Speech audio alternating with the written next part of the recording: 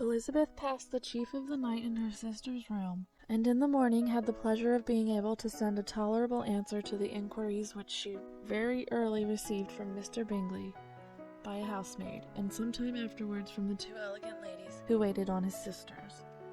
In spite of this amendment, however, she requested to have a note sent to Longbourn, desiring her mother to visit Jane and form her own judgment of her situation. The note was immediately dispatched, and its contents as quickly complied with. Mrs. Bennet, accompanied by her two youngest girls, reached Netherfield soon after the family breakfast. Had she found Jane in any apparent danger, Mrs. Bennet would have been very miserable, but being satisfied on seeing her that her illness was not alarming, she had no wish of her recovering immediately, as her restoration to health would probably remove her from Netherfield. She would not listen, therefore, to her daughter's proposal of being carried home. Neither did the apothecary, who arrived about the same time, think it at all advisable. After sitting a little while with Jane on Miss Bingley's appearance and invitation, the mother and the three daughters all attended her into the breakfast parlour. Bingley met them with hopes that Mrs. Bennet had not found Miss Bennet worse than she expected. "Indeed I have, sir," was her answer. "She is a great deal too ill to be moved. Mr. Jones says we must not think of moving her. We must trespass a little longer on your kindness." "Removed?" cried Bingley. "It must not be thought of. My sister, I am sure, will not hear of her removal." "You may depend upon it, madam," said Miss Bingley with cold civility, "that Miss Bennet will receive every possible attention while she remains with us." Mrs. Bennet was profuse in her acknowledgments. "I am sure," she added, "if it was not for such good friends, I do not know what would become of her, for she is very ill indeed, and suffers a vast deal, though with the greatest patience in the world, which is always the way with her, for she has, without exception, the sweetest temper I have ever met with. I often tell my other girls they are nothing to her. You have a sweet room here, Mr. Bingley, and a charming prospect over the gravel walk. I do not know a place in the country that is equal to Netherfield. You will not think of quitting it in a hurry, I hope, though you have but a short lease." "Whatever I do is done in a hurry," replied he, "and therefore, if I should resolve to quit Netherfield, I should probably be off in 5 minutes. At present, however, I consider myself as quite fixed here." "That is exactly what I would have supposed of you," said Elizabeth. "You begin to comprehend me, do you?" cried he, turning towards her. "Oh, yes, I understand you perfectly. I wish I might take this for a compliment, but to be so easily seen through, I am afraid, is pitiful. That is as it happens. It does not follow that a deep, intricate character is more or less estimable than such a one as yours. Lizzie, remember where you are, and do not run on in the wild manner that you are suffered to do at home." "I did not know before," continued Bingley immediately, "that you were a studier of character. It must be an amusing study." "Yes, but intricate characters are the most amusing. They have at least that advantage." "The country," said Darcy, "can in general supply but a few subjects for such a study. In a country neighbourhood, you move in very confined and unvarying society. But people themselves alter so much that there is something new to be observed in them forever." "Yes, indeed," cried Mrs. Bennet, offended by his manner of mentioning a country neighbourhood. "I assure you there is quite as much of that going on in the country as in town." Everybody was surprised, and Darcy, after looking at her for a moment, turned silently away. Mrs. Bennet, who fancied she had gained a complete victory over him, continued her triumph. "I cannot see that London has any great advantage over the country, for my part, except the shops and the public places. The country is a vast deal pleasanter, is it not, Mr. Bingley?" "When I am in the country," he replied, "I never wish to leave it, and when I am in town it is pretty much the same.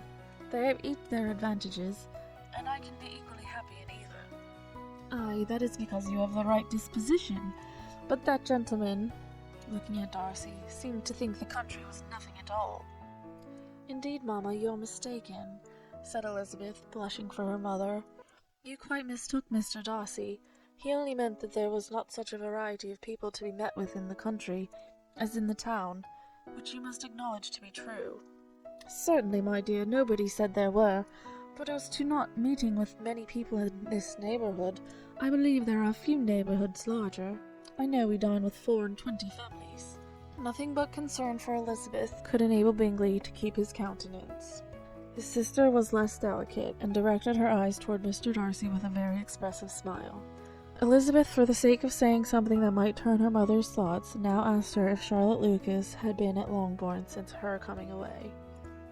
Yes, she called yesterday with her father. What an agreeable man Sir William is. Mr. Bingley, is not he? So much the man of fashion, so genteel and easy.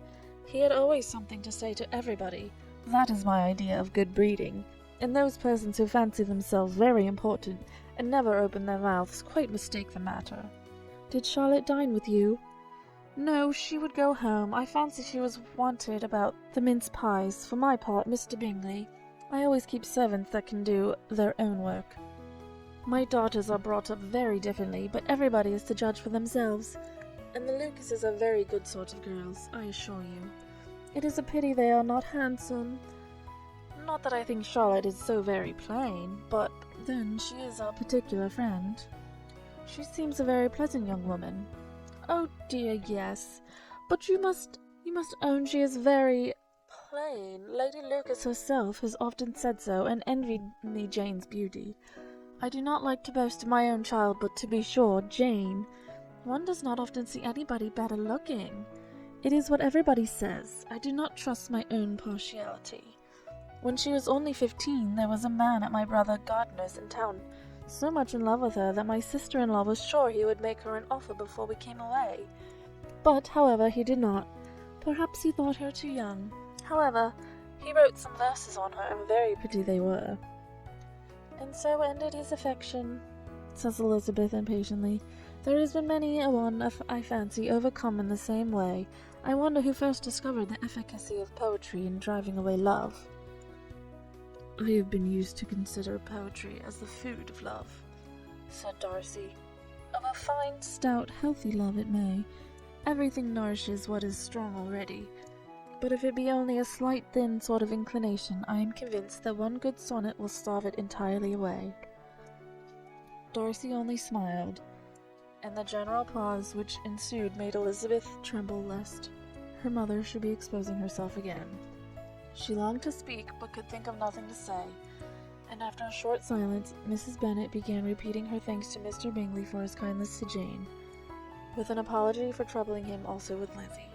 Mr. Bingley was unaffectedly civil in his answer, and forced his younger sister to be civil also, and say what the occasion required. She performed her part indeed without much graciousness, but Mrs. Bennet was satisfied, and soon afterwards ordered her carriage. Upon this signal, the younger of her daughters put herself forward. The two girls had been whispering to each other during the whole visit, and the result of it was that the youngest should tax Mr. Bingley with having promised on his first coming to the country to give a ball at Netherfield. Lydia was a stout, well-grown girl of 15, with a fine complexion and good-humoured countenance, a favourite with her mother, whose affection had brought her into public at an early age. She had high animal spirits and a sort of natural self-consequence which the attention of the officers to whom her uncle's good dinners and her own easy manners recommended her had increased into assurance. She was very equal, therefore, to address Mr. Bingley on the subject of the ball, and abruptly reminded him of his promise, adding that it would be the most shameful thing in the world if he did not keep it. His answer to this sudden attack was delightful to her mother's ear. I am perfectly ready, I assure you, to keep my engagement, and when your sister is recovered you shall, if you please, name the very day of the ball. But you would not wish to be dancing when she is ill? Lydia declared herself satisfied. Oh yes, it would be much better to wait till Jane is well, and by that time most likely Captain Carter would be at Meryton again. And when you have given your ball, she added, I shall insist on their giving one also. I shall tell Colonel Forster it will be quite a shame if he does not. Mrs. Bennet and her daughters then departed, and Elizabeth returned instantly to Jane, leaving her own and her relations' behaviour to the remarks of the two ladies and Mr. Darcy, the latter of whom, however, could not be prevailed on to join in their censure of her, in spite of all Miss Bingley's witticisms on fine eyes.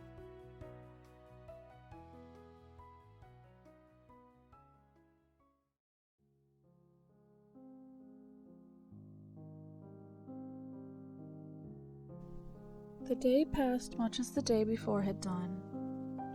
Mrs. Hurst and Miss Bingley had spent some hours of the morning with the invalid, who continued, though slowly, to mend, and in the evening Elizabeth joined their party in the drawing-room. The loo table, however, did not appear. Mr. Darcy was writing, and Miss Bingley, seated near him, was watching the progress of his letter and repeatedly calling off his attention by messages to his sister. Mr. Hurst and Mr. Bingley were at piquet, and Mrs. Hurst was observing their game. Elizabeth took up some needlework, and was sufficiently amused in attending to what passed between Darcy and his companion. The perpetual commendations of the lady, either on his handwriting, or on the evenness of his lines, or on the length of his letter, with the perfect unconcern with which her praises were received, formed a curious dialogue, and was exactly in union with her opinion of each. "How delighted Miss Darcy will be to receive such a letter!" He made no answer. "You write uncommonly fast." "You are mistaken. I write rather slowly." "How many letters you must have occasion to write in the course of a year! Letters of business, too? How odious I should think them!" "It is fortunate, then, that they fall to my lot instead of yours." "Pray tell your sister that I long to see her." "I have already told her so once by your desire." "I am afraid you do not like your pen." "Let me mend it for you." "I mend pens remarkably well." "Thank you, but I always mend my own." "How can you contrive to write so even?" He was silent. "Tell your sister I am delighted to hear of her improvement on the harp, and pray let her know that I am quite in raptures with her beautiful little design for a table, and I think it infinitely superior to Miss Grantley's." "Will you give me leave to defer your raptures till I write again? At present I have not room to do them justice." "Oh, it is of no consequence. I shall see her in January. But do you always write such charming long letters to her, Mr. Darcy?" "They are generally long, but whether always charming it is not for me to determine." "It is a rule with me that a person who can write a long letter with ease cannot write ill." "That will not do for a compliment to Darcy, Caroline," cried her brother, "because he does not write with ease. He studies too much for words of 4 syllables. Do not you, Darcy?" "My style of writing is very different from yours." "Oh," cried Miss Bingley, "Charles writes in the most careless way imaginable. He leaves out half his words and blots the rest.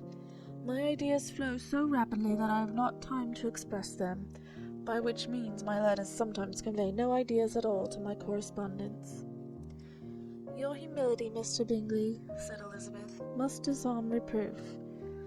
"Nothing is more deceitful," said Darcy, "than the appearance of humility. It is often only carelessness of opinion, and sometimes an indirect boast." "And which of the two do you call my little recent piece of modesty?" "The indirect boast, for you are really proud of your defects in writing, because you consider them as proceeding from a rapidity of thought and carelessness of execution, which, if not estimable, you think at least highly interesting. The power of doing anything with quickness is always prized much by the possessor, and often without any attention to the imperfection of the performance. When you told Mrs. Bennet this morning that if you ever resolved upon quitting Netherfield, you should be gone in 5 minutes, you meant it to be a sort of a panegyric of compliment to yourself. And yet, what is there so very laudable in precipitance which must leave very necessary business undone, and can be of no real advantage to yourself or anyone else?" "Nay," cried Bingley, "this is too much to remember at night, all the foolish things that were said in the morning. And yet, upon my honour, I believe what I said of myself to be true, and I believe it at this moment. At least, therefore, I did not assume the character of needless precipitance, merely to show off before the ladies." "I dare say you believed it, but I am by no means convinced that you would be gone with such celerity. Your conduct would be quite as dependent on chance as that of any man I know, and if, as you were mounting your horse, a friend were to say, 'Bingley, you had better stay till next week,' you would probably do it. You would probably not go, and at another word might stay a month." "You have only proved by this," cried Elizabeth, "that Mr. Bingley did not do justice to his own disposition. You have shown him off now much more than he did himself."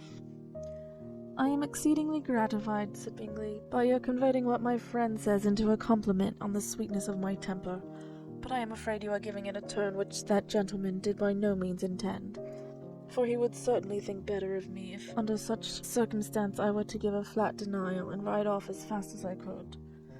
Would Mr. Darcy then consider the rashness of your original intentions as atoned for by your obstinacy in adhering to it? Upon my word, I cannot exactly explain the matter.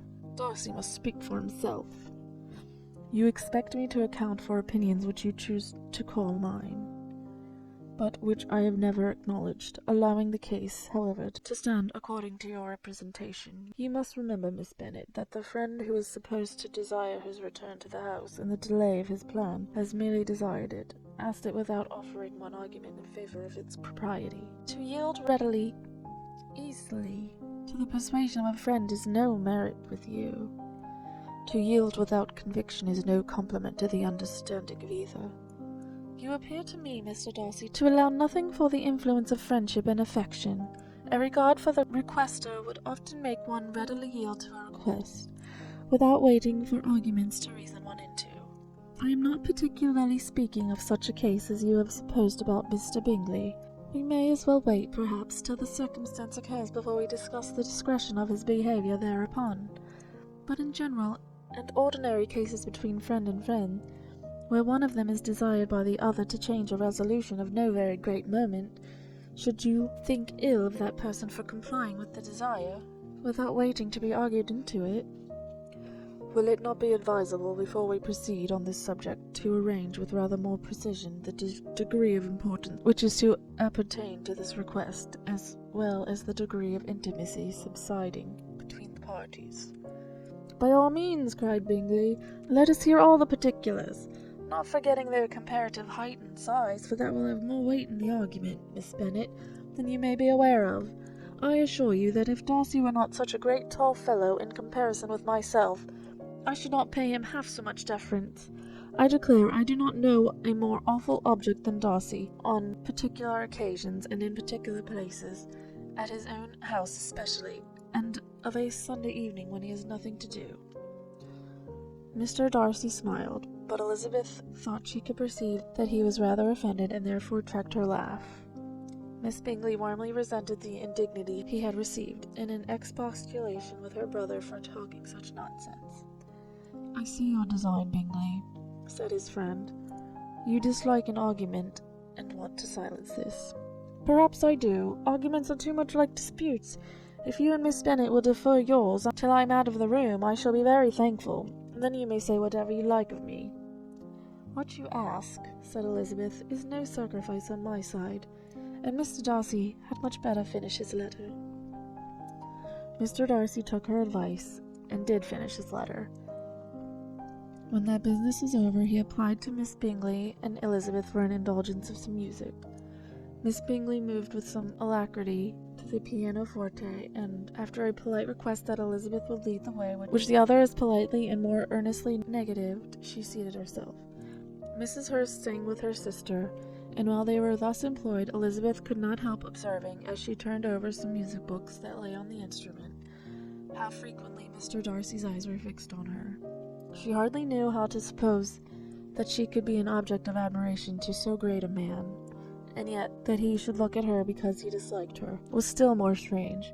She could only imagine, however, at last that she drew his notice because there was something more wrong and reprehensible, according to his ideas of right, than in any other person present. The supposition did not pain her. She liked him too little to care for his approbation. After playing some Italian songs, Miss Bingley varied the charm by a lively Scotch air, and soon afterwards Mr. Darcy, drawing near Elizabeth, said to her, Do not you feel a great inclination, Miss Bennet, to seize such an opportunity of dancing a reel? She smiled, but made no answer. He repeated the question with some surprise at her silence. Oh, said she, I heard you before, but I could not immediately determine what to say in reply. You wanted me, I know, to say yes, that you might have the pleasure of despising my taste. But I always delight in overthrowing those kind of schemes and cheating a person of their premeditated contempt. I have, therefore, made up my mind to tell you that I do not want to dance a reel at all, and now despise me if you dare. Indeed, I do not dare." Elizabeth, having rather expected to affront him, was amazed at his gallantry, but there was a mixture of sweetness and archness in her manner which made it difficult for her to affront anybody, and Darcy had never been so bewitched by any woman as he was by her. He really believed that were it not for the inferiority of her connections, he should be in some danger. Miss Bingley saw, or suspected enough to be jealous, and her great anxiety for the recovery of her dear friend Jane received some assistance from her desire of getting rid of Elizabeth. She often tried to provoke Darcy into disliking her guest by talking of their supposed marriage, and planning his happiness in such an alliance. "I hope," said she, as they were walking together in the shrubbery the next day, "you will give your mother-in-law a few hints, when this desirable event takes place, as to the advantage of holding her tongue, and if you can compass it, do cure the younger girls of running after officers, and if I may mention so delicate a subject, endeavour to check that little something, bordering on conceit and impertinence, which your lady possesses. Have you anything else to propose for my domestic felicity?" "Oh, yes. Do let the portraits of your uncle and Aunt Philip be placed in the gallery at Pemberley. Put them next to your great-uncle, the judge. They are in the same profession, you know, only in different lines. As for your Elizabeth's picture, you must not have it taken, for what painter could do justice to those beautiful eyes?" It would not be easy, indeed, to catch their expression, but their colour and shape, and the eyelashes, so remarkably fine, might be copied. At that moment they were met from another walk by Mrs. Hurst and Elizabeth herself. "I did not know that you intended to walk," said Miss Bingley, in some confusion, lest they had been overheard. "You used us abominably ill," answered Mrs. Hurst, "running away without telling us you were coming out." Then, taking the disengaged arm of Mr. Darcy, she left Elizabeth to walk by herself. The path just admitted 3. Mr. Darcy felt rudeness, and immediately said, "This walk is not wide enough for a party. We'd better go into the avenue." But Elizabeth, who had not the least inclination to remain with them, laughingly answered, "No, no, stay where you are. You are charmingly grouped, and appear to uncommon advantage. The picturesque would be spoilt by admitting a 4th. Goodbye." She then ran gaily off, rejoicing as she rambled about, in the hope of being at home again in a day or 2. Jane was already so much recovered as to intend leaving her room for a couple of hours that evening.